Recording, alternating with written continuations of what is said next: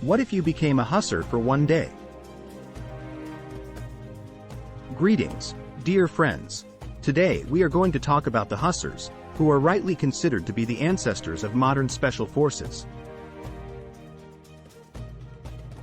It may surprise you a bit, but together with our Fedor Smolov, in the next few minutes, you will get acquainted with the history of these brave men. You'll also learn what they had in common with pirates, why Hussars were renowned as great seducers of a woman's heart, and how they helped defeat Napoleon. In other words, it promises to be fascinating. Let's grab some treats and travel back to 1812. Our Fedor Smolov stands pensively, rubbing his tunic, near the village of Bordino, the waiting place for one of the most important battles in human history. Fedya is a fighter from the legendary Oktyabrsky Hussar Regiment, which played a significant role both in the battle itself and in the subsequent capture of Paris. His regiment was named in honor of the town of Oktyabrsky, which to this day is located in the Sumy region and is known to many by that name. One of the commanders of the acting Hussars at the Battle of Bordino was Lieutenant Colonel Denis Davidov, who, among other things, left his mark on history as a great poet. But perhaps the most significant thing Denis is remembered for is his ingenious implementation of guerrilla tactics. Of course, it had existed before, but it was the Oktyabrsky Hussars under the command of Denis Davidov who adopted guerrilla tactics. To truly understand the genius of this idea, you need to get to know the Hussars better. Our Fedor Smolov is a typical representative of this profession, which originated in Hungary back in the 15th century. The very name, Hussar, is also Hungarian, and there is a popular theory that it came from the Latin word cursus, which means raid. In that case, Hussars can be considered close relatives of corsairs, because their name also came from this word in the 15th century. It was not easy with gunpowder, but Hussars represented typical knights on horseback with shield, lance or composite bow. Even then, Hussars were positioned as elite troops capable of handling tasks of any complexity. Their ranks were mostly composed of wealthy nobles looking for adventure, so the word daredevils was emphasized by their affluence, which allowed Hussars to purchase any equipment.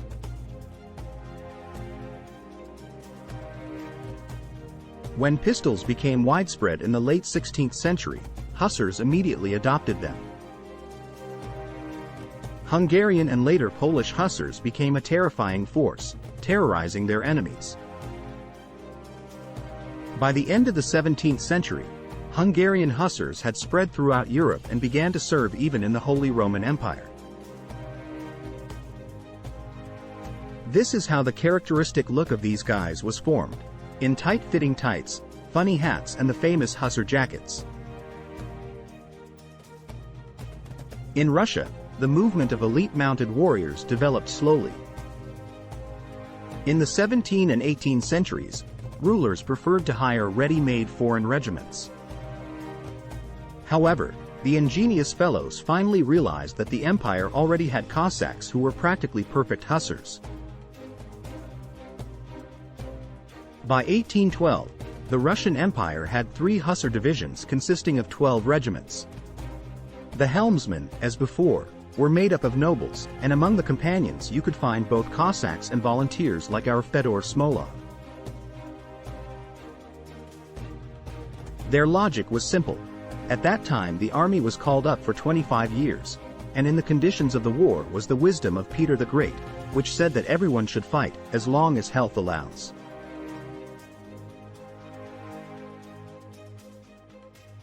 The choice was limited, but service in a Hussar regiment guaranteed a fun life, challenging assignments, and rapid career growth.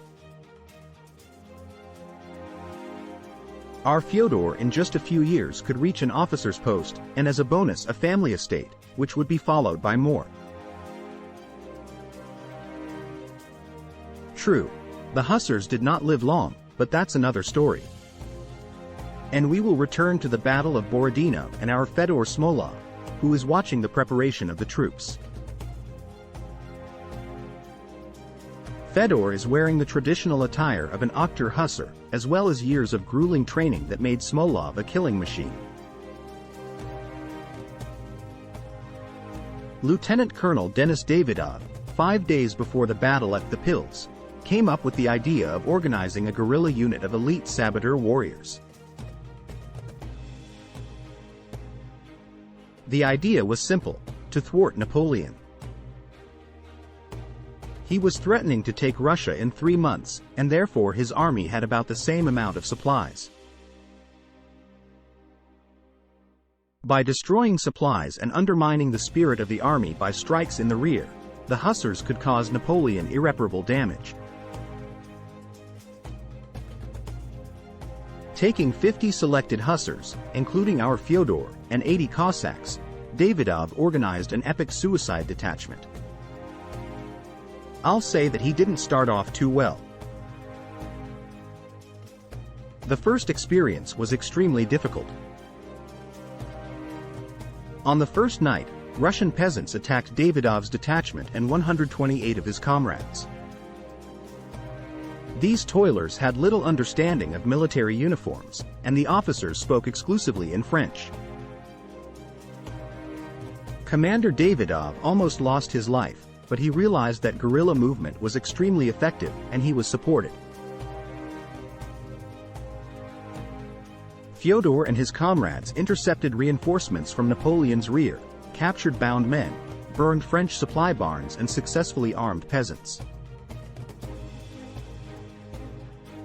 At the same time, they recruited especially able men into their ranks, seeing the reconnaissance activity. Our Fyodor not only wielded a saber, but also disguised himself perfectly, collected reports from the fields, contacted other militia units and organized them against Napoleon. It is a joke, but on October 28, 1812, a detachment of Hussars partisans together with other toilers took the 2000th detachment of General Augereau prisoner. And already on November 3, Davidov's Hussars took another 900 Frenchmen, including 3 generals. As a result, the partisans and our Fyodor Smolov began to enjoy high prestige. Kutuzov himself ordered the Hussars and allies to occupy the Byelorussian city of Grodno. However, with word of a possible siege by the Russians, the 40,000-strong French garrison left the city.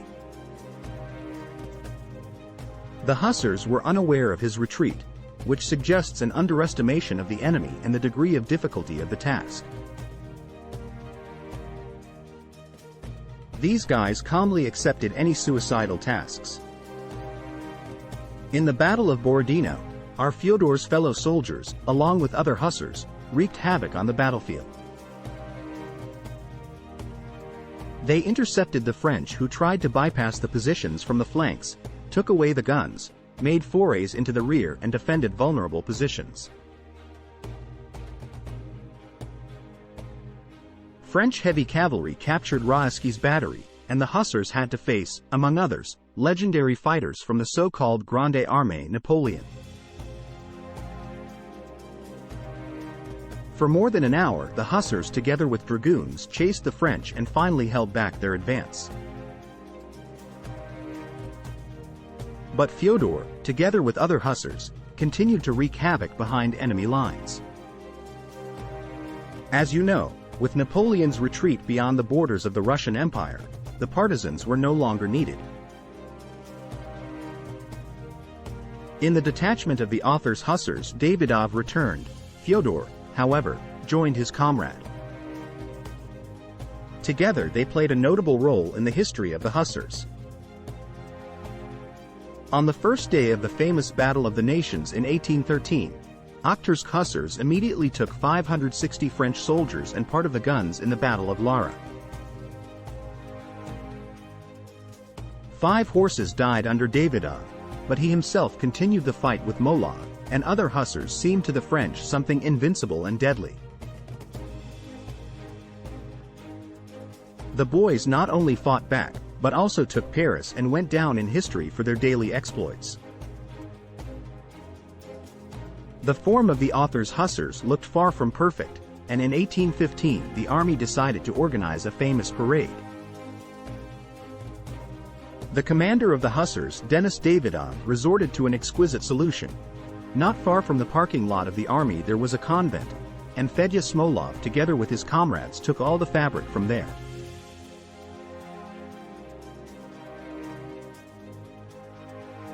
From this fabric they sewed a new uniform. Because of the peculiarities of monasticism, it had a brown color. This look so liked Alexander I that he forever ordered the actor Hussars to wear a brown uniform. In fact, Hussars were not much different from regular light cavalry or Cossacks, but the missions they took on were insane. The lifespan of a Hussar rarely exceeded 30 years. Napoleon's general Lasalle even wrote that a Hussar who lived to be 30 was a jewel. It was the proximity to death that made the guys so colorful. Denis Davidov wrote poetry, and Hussars in general were considered the main conquerors of women's hearts. True, these romances rarely went beyond fleeting passions. First, the whole life of Hussars was reduced to service. But, secondly, the state did not really want to pay a solid pension for the dead. And Hussars, as it is clear from our story, died often. But our Fyodor will be an exception and will live to the age of 60. History knows a Hussar of the Alexandria Regiment, who was as much as 52 years old. The youngest, in turn, is considered a 17-year-old guy. Basically, the elite troops enlisted stocky guys for greater stability in the saddle. But there were exceptions, and they were very unusual.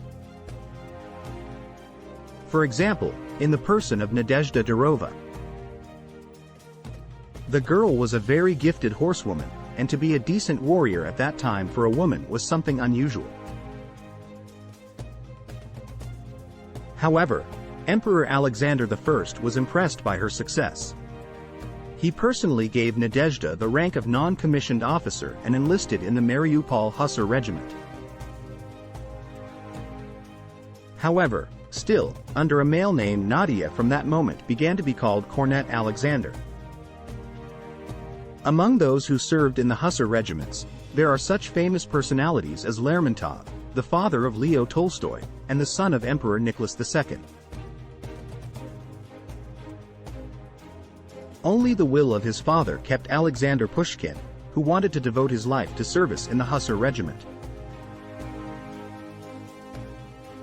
Poet Nikolai Gumilev, writers Mikhail Bulgakov and Alexander Griboyedov, together with the future president of Finland Carl Gustav Mannerheimov, are even considered to be fellow soldiers.